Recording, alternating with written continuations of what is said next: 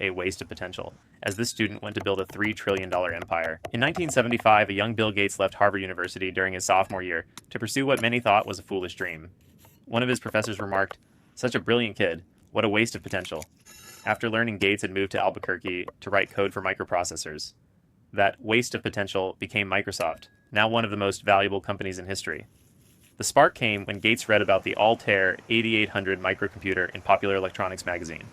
Recognizing its revolutionary potential, he reached out to his childhood friend Paul Allen and urged him to act fast. The two contacted Micro Instrumentation and Telemetry Systems, MITS, claiming they had already created a basic programming language interpreter for the Altair.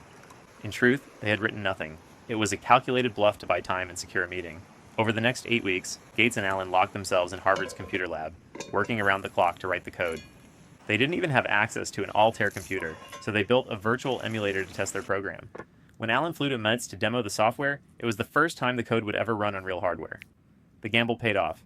The interpreter worked flawlessly, and Emmetz agreed to distribute it. Gates then officially dropped out of Harvard to co-found Microsoft with Allen in Albuquerque. The hyphen would later be dropped, but their influence on the world was just beginning. Microsoft went public in 1986, and by age 31, Gates was a billionaire. In 1995, he became the richest man in the world. He later returned to Harvard in 2007 to receive an honorary degree, telling the crowd, "Dad, I always told you I'd come back and get my degree." So I bet the professor regrets calling a Harvard dropout